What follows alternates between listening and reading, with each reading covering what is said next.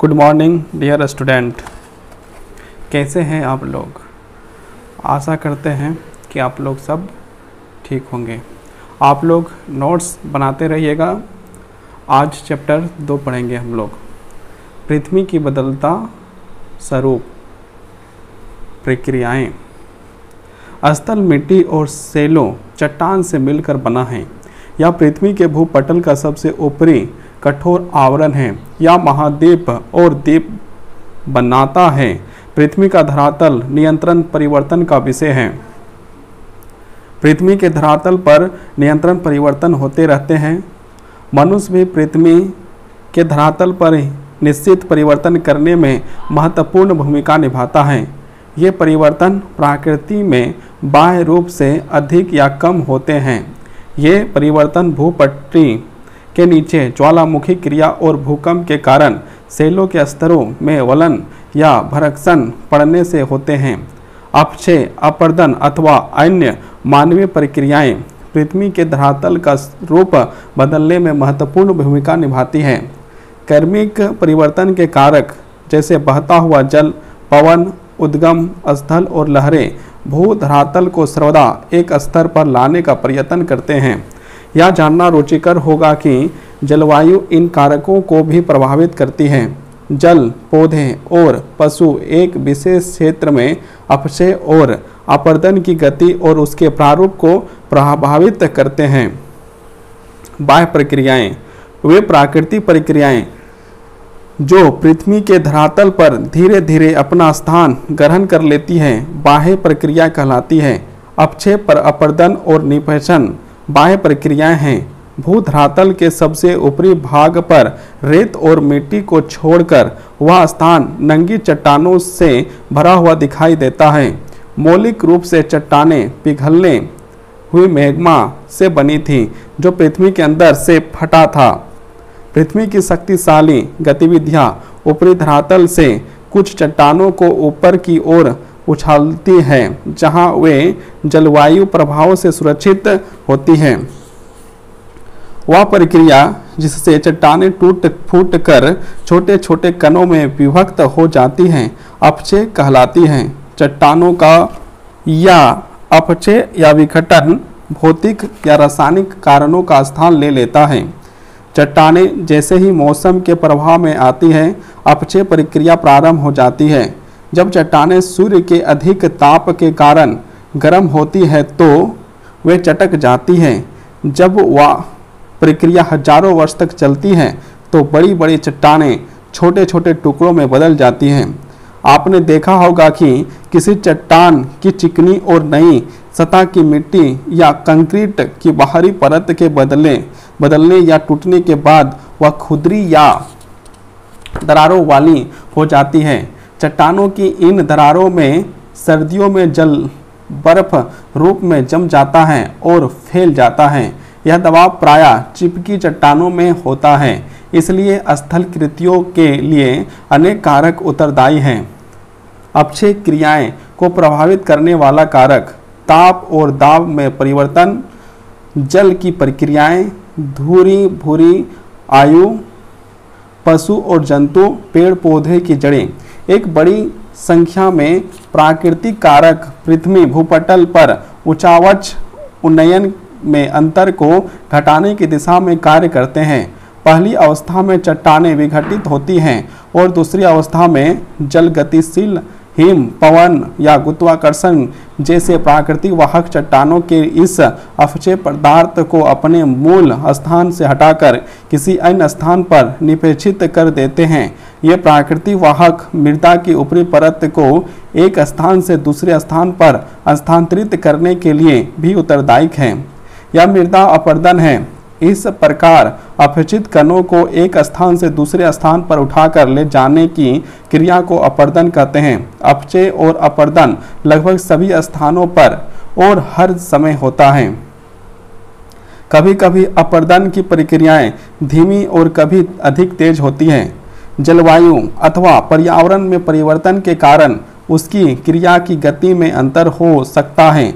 लाखों करोड़ों वर्षों तक होने वाले अपक्षय और अपरदन पृथ्वी के धरातल पर पाई जाने वाली स्थल कृतियों जैसे पर्वत, पहाड़ियों, पठारों और मैदानों के रूप में परिवर्तन के उत्तरदायी हैं। अपरदन को प्रभावित करने वाले कारक अपरदन की मात्रा और दर अनेक कारकों पर निर्भर होती हैं। ये हैं भूमि उपयोग में परिवर्तन, तापमान, भूमि की ढाल, किसी स्थान की वर्षा, मृदा के प्रकार, वनस्पति के आवरण, भूमि की गतियाँ एवं बंजर भूमि भी पृथ्वी के धरातल में परिवर्तन लाते हैं। भूसंकलन, कीचड़ का बहना आदि भी भूमि की गतिविधियों से जुड़े हुए हैं। जब सूक्ष्म मृदा और सेल के टुकड़े खड़ी ढाल से नीचे गिरते हैं तो इस प्रक्रिया को भूसंकलन कहते हैं। जब जलकक्त चट्टानों को मलबा खड़ी पहाड़ियों के मार्गों की ओर गति करता है तब इसे पक अपवहन कहते हैं। यदि अपक्षय अथवा अपरदन जैसी कोई भी प्रक्रिया नहीं होती तो पृथ्वी बिल्कुल अलग ही होती। ये दोनों शक्तियाँ बहुत पुराने समय से मिलकर काम कर रही हैं। अपक्षय और अपरदन की प्रक्रियाओं को अनाच्छादन कहते हैं। अनाच्छादन का शाब्दिक अर्थ है नग्न बनाना या उजड़ा डालना। यदि सेलों के अपक्षित कण काफ़ी समय तक अनावृति रहते हैं तो उसमें रासायनिक और जैविक परिवर्तन होते रहते हैं। ये परिवर्तन मिलकर मृदा का निर्माण करते हैं। मृदा पृथ्वी के धरातल की सबसे ऊपरी परत है जो अपक्षेद चट्टानों, बहुत अच्छे पदार्थों जैसे रेत, कीचड़, गाद, मिट्टी तथा जैविक पदार्थों आदि से बनी होती है। मृदा पौधों की वृद्धि के लिए बहुत महत्वपूर्ण। जिन सेलों में मृदा बनती है उसमें खनिज मिलते हैं। साथ ही इसमें सड़ी गली पत्तियाँ, फूल, जीव जंतुओं के अवशेष, जीवाणु अथवा केंचुए भी मिलते हैं। अनाच्छादन के वाहक। अनाच्छादन के विभिन्न वाहक निम्नलिखित हैं। बहता हुआ जल, नदियाँ, वर्षा का जल, हिमनियाँ, पवनें, लहरें। अनाच्छादन के वाहकों में सबसे अधिक प्रभावशाली कारक बहता हुआ जल है। तेज गति से बहता हुआ जल सेलों को तोड़ता है तथा उन्हें बहाकर ले जाता है। नदियाँ बहुत बड़ी संख्या में टूटी हुई सेलों को निचली भूमि की ओर स्थानांतरित करती हैं। अधिकतम भूमि कटाव घाटी मार्गों और घाटियों आदि में होता है। जब वर्षा होती है तो कुछ जल रिसकर भूमि के अंदर दरारों और छिद्रों द्वारा सेलों में चला जाता है और इस प्रकार अनाच्छादन होता है। हिम नदी बर्फ की नदी होती है जो पहाड़ी ढालों पर नीचे की ओर बहुत धीरे धीरे गतिशील होती है। हिम नदी की गति से होने वाले कटाव भी आकृति की नदी घाटिया को यूं आकृति की घाटिया में बदल देते हैं।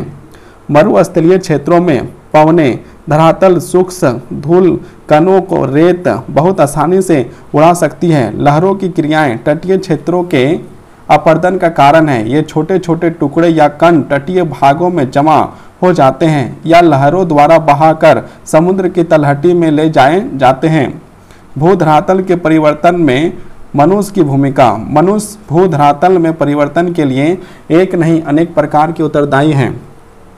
वृक्षों की कटाई, नाभिकीय परीक्षण, अनायोजित रूप से पवनों का निर्माण, गंदे और विषैले जल का बहिस्राव, विशाल बांधों का निर्माण, शहर का कूड़ा कचरा फेंकना। नदियाँ जैसे जैसे पहाड़ियों से नीचे की ओर बहती हैं तब ये अन्य जलधाराओं या नदियों जिन्हें सहायक नदियाँ कहते हैं ये जुड़ जाती हैं। नदी और इसकी सहायक नदियाँ मिलकर एक नदी तंत्र बनाती हैं और वह स्थल क्षेत्र जो नदी और उसकी सहायक नदियों द्वारा बनाया जाता है नदी द्रोणी कहलाता है। समुद्र के निकट कम ढाल होने के कारण नदी द्वारा अपने साथ अपरदित पदार्थों या अवसादों को आगे बहा ले जाना कठिन हो जाता है तथा वह उन्हें वहीं जमा कर देती है। नदी के मुहाने के समीप मिट्टी के जमाव से डेल्टा बन जाता है। डेल्टा जड़ोड़ मिट्टी से बना लगभग त्रिभुजा भूभाग होता है। ग्रीक भाषा के अक्षर डेल्टा की आकृति त्रिभुज जैसी होती है इसलिए इसे यह नाम दिया गया है। विश्व का सबसे बड़ा डेल्टा गंगा और ब्रह्मपुत्र नदियों के मुहाने पर स्थित है। जल जब हिमपात के रूप में गिरता है तो वह कम जगह घेरते हुए बर्फ के क्षेत्र का रूप ले लेता है। जब यह एक निश्चित मोटाई तक पहुंच जाता है तो यह पहाड़ी ढालों पर नीचे की ओर खिसकने लगता है। हिमनियाँ या हिम नदियाँ बहुत धीरे धीरे गतिशील होती हैं। हिम नदियाँ अन्य हिमनियों से जुड़ी हो सकती है। जब ये हिमनियाँ निचले और उस स्तर के पहुँचती है तो ये पिघलती है और संपूर्ण नदी तंत्र का निर्माण करती है। इस प्रकार हिमानी एक बर्फ की नदी है जो पहाड़ी ढालों पर नीचे की ओर धीरे धीरे गति करती है। हिमनियाँ अधिक ऊंचाई वाले क्षेत्रों में तथा उच्च अक्षांशों में पाई जाती हैं जहाँ तापमान बहुत कम होता है। हिमनियाँ दो वर्गों में विभाजित होती हैं: पर्वतीय हिमनियाँ या हिमनद, महाद्वीपीय हिमनियाँ या हिमनद। पर्वतीय हिमनद पर्वत के ऊपर भाग से नीचे घाटी की ओर गति करते हैं। ये हिमनद हिमालय या आल्प्स जैसे ऊंचे पर्वतों पर पाए जाते हैं। गंगा और जमुना नदियों का उदय भी पर्वतीय हिमनदों के पिघलने से ही हुआ है। जब किसी क्षेत्र का एक बड़ा भाग बर्फ से ढका रहता है तो उसे महाद्वीपीय हिमनद कहते हैं। ये आकार में काफ़ी बड़े होते हैं किंतु इसकी गति धीमी होती है। ये पूरी तरह से भूधरातल को मोटी बर्फ की चादर के रूप में ढके रहते हैं। ये प्रायः ध्रुवीय क्षेत्रों में पाए जाते हैं। अंटार्कटिका महाद्वीपीय हिमनद का सबसे अच्छा उदाहरण है। यूरोप, एशिया और उत्तरी अमेरिका के उत्तरी भागों में महाद्वीपीय हिमनद पाए जाते हैं। मृदा नए और अपचित शैलीय पदार्थों, विलय और फिर से प्राप्त होने वाले खनिज लवणों और जैविक पदार्थों या हुमस का एक जटिल मिश्रण है। यह कहा जा सकता है कि पृथ्वी का धरातल छोटे और असंगठित कणों वाली एक परत से ढका हुआ है जिसे मृदा या मिट्टी कहते हैं। ये मृदा अवयविलवासी जंतुओं, पेड़ पौधों की जड़ों के दाब और भूमिगत जल की गति द्वारा आपस में मिल जाते हैं। इस प्रकार मृदा अनेक प्रकार के कणों का मिश्रण होती है। इन कणों को दो समूह में विभाजित किया जाता है। पहला कार्बनिक या जैविक और दूसरा अकार्बनिक या अजैविक। मृदा का प्रकार उसका रासायनिक संगठन और उसकी कार्बनिक उत्पत्ति के प्राकृतिक प्रमुख घटक हैं जो लोगों की सामाजिक स्थिति, खान पान, पहनावा, रहन सहन और एक विशेष भौगोलिक क्षेत्र के रेशे या काट कबाड़ उत्पाद को निर्धारित करते हैं।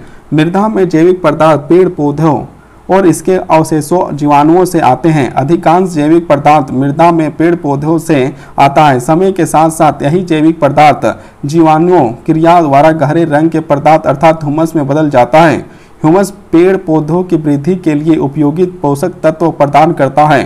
हुमस का अनुपात मृदा की उर्वरता निर्धारित करता है। मरुस्थल की मृदा में हुमस की मात्रा कम होती है और या कम उपजाऊ होती है, जबकि दलदली और आर्द्र मैदानों की मृदा में हुमस अधिक होता है।